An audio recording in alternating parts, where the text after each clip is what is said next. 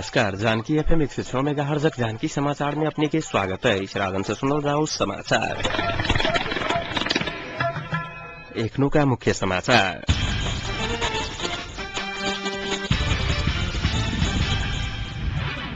नेपाल विद्युत प्राधिकरण फेर से बढ़ौलक लोड सेटिंग। काल्हि से 15 गते धैर तक के लिए एनपेप्सन से आबद्ध धनुषाक सम्पूर्ण निजी विद्यालय सब बंद घोषणा। नेपाल शिक्षक संघ धनुषाक 7वां अधिवेशन नजदीक। आरोप प्रत्यारोप अभंडाफोर करके होड़बाजी। ईसामसिक जन्म उत्सव सहित देश भर मनाउल गेल। स्वतंत्र व्यक्ति के नेतृत्व में चुनावी सरकार गठन करप्रत नेपाल मजदूर किसान पार्टी के सचिव प्रजापति के कहब। ठंडी के कारण सर्लाही में भेटल प्रेशर कुकर बम नेपाली सेना द्वारा निष्क्रिय। नेपाल विद्युत प्राधिकरण लोड सेटिंग के समय फेर से बढ़ौलक अछि। एखन दिन के 10 घंटा लोड सेटिंग होइत आबि रहल। काल्हि से 12 घंटा धरि लोड सेटिंग हैत जनाओल गेल अछि। नदी समेत दिन प्रतिदिन पानी के बहाव घटक के क्रम जारी रहलाक कारणे मांग अनुसार के विद्युत आपूर्ति नहीं होबा सकलाक कारणे लोड सेटिंग के समय बढ़ाव पड़ल प्राधिकरण जनौलक अछि। सरकार एहिबेर ठंडी के समय में समेत 12 घंटा से बेसी लोड सेटिंग नहीं होबा देबा के कहला बादो एहिबेर कमती में 18 घंटा धरि लोड सेटिंग होबा सकबाक प्राधिकरण के पदाधिकारी सब बतौलक अछि।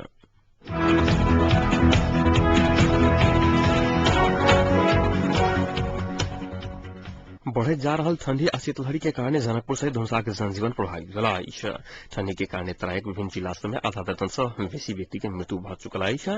जिला प्रशासन कार्यालय धनुषा 7 दिन तक के लिए संपूर्ण विद्यालय सब बंद घोषणा कर चुकल अछि। एहि बीच आइ बैसल एनपेप्सन धनुषाक बैसार से ठंडी आ शीतलहरी के ध्यान में रखैत काल्हि से 15 गते धरि तक के लिए एनपेप्सन से आबद्ध संपूर्ण विद्यालय बंद घोषणा कयल गेल अछि। जाड़ के प्रत्येक मार में विद्यार्थी सब पड़लाक कारणे एहन निर्णय लेल गेल एनपेप्सन धनुषा जनौलक अछि। एहि बीच 2 हफ्ता से बढ़ल ठंडा आ शीतलहरी के कारण महोत्तरी के सब सामुदायिक विद्यालय काल्हि से बंद होबा लगल अछि। जिला शिक्षा कार्यालय प्रेस विज्ञप्ति जारी करैत बढ़ गेल ठंडी के कारण जिला के जनजीवन कष्टकर बनैत गेल आ पठन पाठन में समेत कठिनाई भ रहला से सरकारी विद्यालय बंद करय के निर्णय भेल बताओल गेल अछि।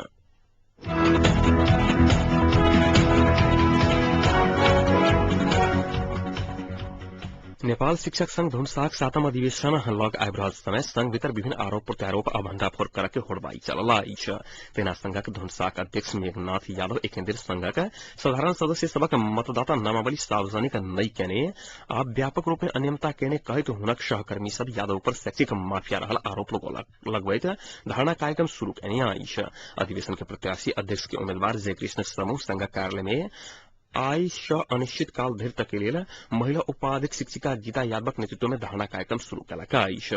वर्तमान कार्य समिति के 7वां अधिवेशन होबा वाला में गैर शिक्षक सबक नामावली रहल आ संघ में आबद्ध रहल शिक्षक सबक नाम नहीं रहल। आर्थिक प्रतिवेदन में सेहो व्यापक अनियमितता भेल आरोप आंदोलनकारी सब शिक्षक सब अध्यक्ष मेघनाथ यादव ऊपर लगौलक अछि। नेपाल शिक्षक संघक राष्ट्रीय कार्य समिति के केंद्रीय सदस्य नवल किशोर यादव एहि बेर धांधली रहित आ निष्पक्ष अधिवेशन के मांग कर निर्वाचन आयोग के निष्पक्ष रूप में गठन के सेहो मांग केने छथि। वो कहलनि जे 3 बेर तक आयोग में नियुक्ति भ गेल व्यक्ति के आब नहीं दोहराबे के प्रश्न केने छल। 2068 साल में जिला शिक्षा कार्यालय के शिक्षक नामावली बाहे के सहभागी नहीं होबा के जल्दी नामावली सार्वजनिक करैत गैर शिक्षक सबके नाम हटाबा के लिए आंदोलन केने संघक बलराम शाह जानकारी देने छलखिन। 250 गोटे गैर शिक्षक सबक नाम संघक नामावली में रहल धारणा केने शाह बतौने छलखिन। या पुष 25 गते से 3 गते धरि होबा वाला अधिवेशन से नया कार्य समिति चयन कयल जायत।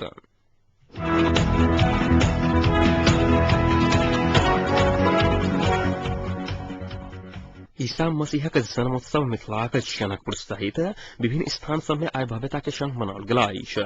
चर्च के सजावट से लऽ आइ प्रवचन भजन सहित कार्यक्रम सब कयल गेल। क्रिश्चियन धर्मावलंबी सब जानकारी देने छथि। जनकपुर इवांजिकल मित्र मंडली कदम चौक पर 6 ठाम आइ ईसामहिक जन्मोत्सव मनौने छल। विद्यापति चौक, कदम चौक, वकील महल्ला, बंसी चौक, थापा चौक आ कुआ में रहल चर्च में कार्यक्रम कयल गेल छल।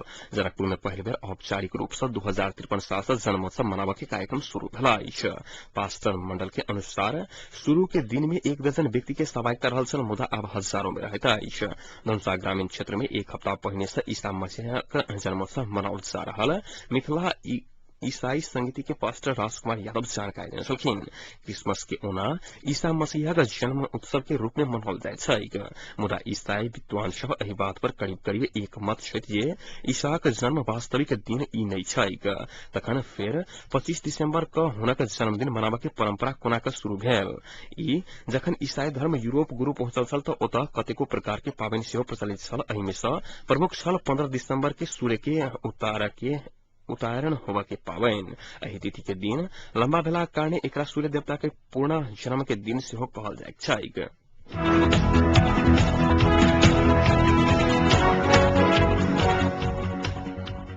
चार बुंदे घोषणा पत्र जारी कर कांग्रेस क्षेत्रीय सभापति सभा के जमघट आई सम्पन्न भेल।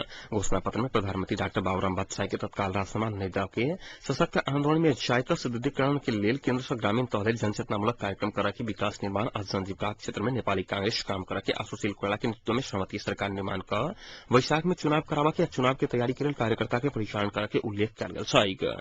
काल्हि सम्पन्न हेत कहल गेल जमघट सहभागी सबके बाजा के क्रम जारी रखलाक बाद एक दिन लंबा चलल बताओल गेल छल। जमघट में देशभर के 240 निर्वाचन क्षेत्र के सभापति सब अपन अपन विचार रखने छलखिन।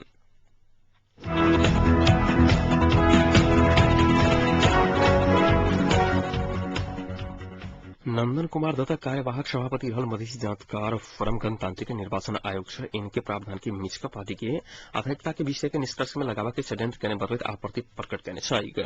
दत्त समूह राजधानी में पत्रकार सम्मेलन का भदौ 15 गते बहुमत सदस्य सहित उपस्थित भक अधिकारिता के लिए निवेदन दिलाक बादो निर्वाचन आयोग सरकार के प्रभाव में पड़कर निर्वाचन आयोग इनके धारा 26 के उपधारा 2, 3, 4 और 5 में प्रवेश नई क 6 अनुसार के प्रक्रिया आगाड़ी बढ़ाकर गैर कानूनी काज कर लागल आरोप लगाए छलखिन। पत्रकार सम्मेलन में महासचिव आत्मा प्रसाद शाह बीच की प्रक्रिया सब छोड़कर अवैधानिक रूप से बजौने उपराग व्यक्त किया छलखिन।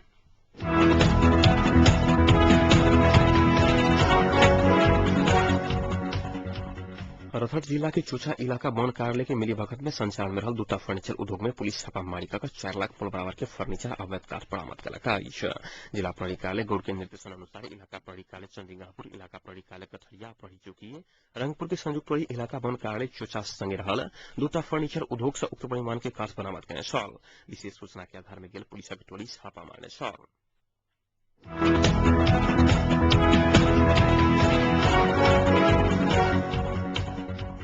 सर्लाही के करमैया में बीतल रात भेटल प्रेशर कुकर बम नेपाली सेना निष्क्रिय कलक। रात 12 बजे दिस भेटल बम नवलपुरासी स्थित रिपु मदन गन के बम डिस्पोजल टोली आई भोर 9 बजे निष्क्रिय कयने छल। करमैया 2 स्थित अर्जुन रायमाझी के प्रेशर उद्योग में भेटल बम के आख्या रखने एहि विषय में किछु खुला नहीं सकला अनुसंधान कार्य अखन जारी रहल पुलिस जनौलक।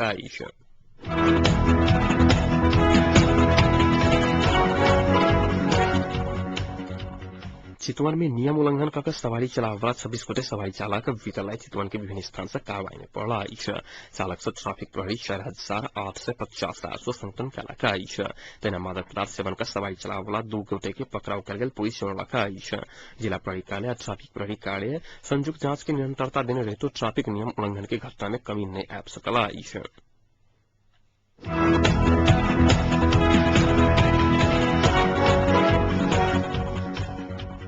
प्रधानमंत्री के प्रमुख राजनीतिक सलाहकार देवेंद्र पौडेल निकास के लिए सत्तारूढ़ गठबंधन से एकीकृत नेकपा माओवादी के अध्यक्ष पुष्पकमल दाहाल प्रचंड के विकल्प के रूप में आगाड़ी बढ़ावा तैयार रहल बतलाए छलखिन। आई प्रेस क्लब के साक्षात्कार में पौडेल प्रधानमंत्री डॉक्टर बाबूराम भट्टराई के निषेध कऽ नेपाली कांग्रेस के सभापति सुशील कोइराला के स्वीकार नहीं कयल जा सकबाक बतबैत पार्टी के पहिल का निर्णय अनुसार भट्टराई के विकल्प में सत्तारूढ़ गठबंधन उम्मीदवार देव तैयार रहल बतलाए छलखिन।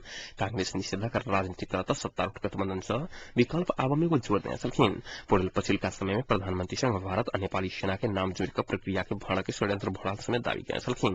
तैना नेपाली कांग्रेस के केंद्रीय सदस्य डॉक्टर मिलन रिजाल प्रधानमंत्री के सम्मानजनक बहिर्गमन के लिए कांग्रेस तैयार रहला बादो एखन के सरकार के नेतृत्व में कांग्रेस जाय के असंभव रहल बतलाए छलखिन। निर्वाचन के नीति बाधा अटकाव फुकाव निर्वाचन कानून बनावा के क्षेत्र निर्धारण संविधान सभा के सदस्य संख्या निष्पक्ष निर्वाचन के लिए उच्च स्तरीय राजनीतिक संयंत्र निर्माण के विषय में बेर बेर छलफल हुआ सहमति नजदीक पहुंचला बादो प्रधानमंत्री अपने नेतृत्व में सहभागिता उत्तर बात उठाकर सहमति बढ़ाने रिजाल आरोप लगाए छलखिन।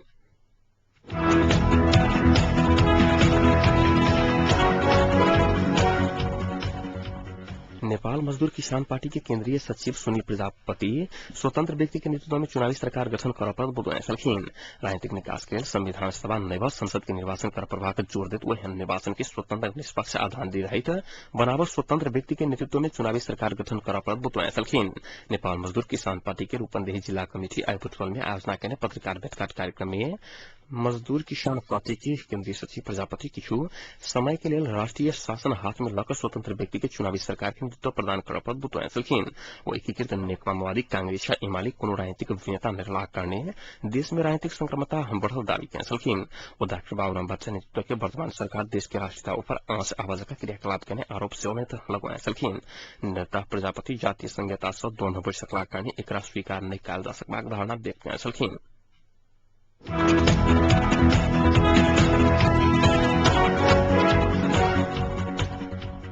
अब एक अंतर्राष्ट्रीय प्रसंग अमेरिका के न्यूयॉर्क राज्य स्थित वेबस्टार शहर में लागल आगि मिसावा गेल अग्नि नियंत्रण दल के दू गोटे सदस्य के हत्या भेल लगी भेल खबर पड़ला के बाद आपातकालीन सेवा के लक गेल दू गोटे अग्नि नियंत्रण के गोली प्रहार से हत्या कल गेल छल आगि मिसावा दमकल लक गेल अग्नि नियंत्रण के गोली प्रहार से मृत्यु भेल खबर बाद में प्राप्त भेल एजेंसी से बतौलक घटना में दू गोटे अग्नि नियंत्रण के घायल रहल पुलिस चौड़क वेब दल के प्रहरी प्रमुख गोराल्ड पिकरिंग घटनास्थल में बंदूकधारी के सिविल हॉस्पिटल जानकारी देने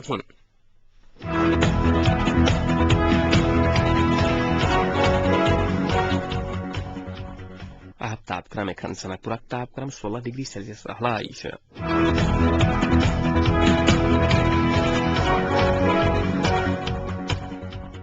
प्रमुख समाचार अंत में पुनः एक बेर फिर से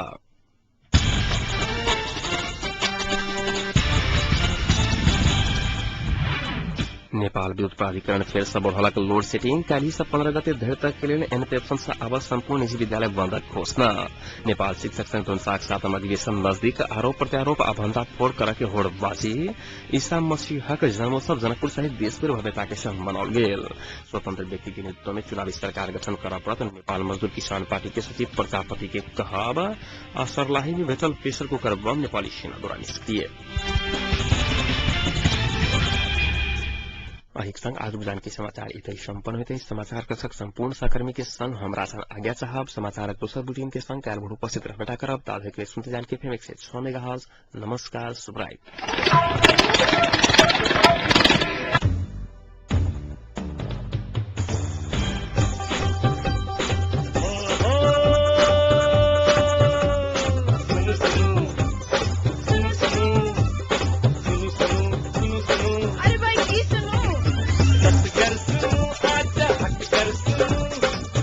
घर पैसा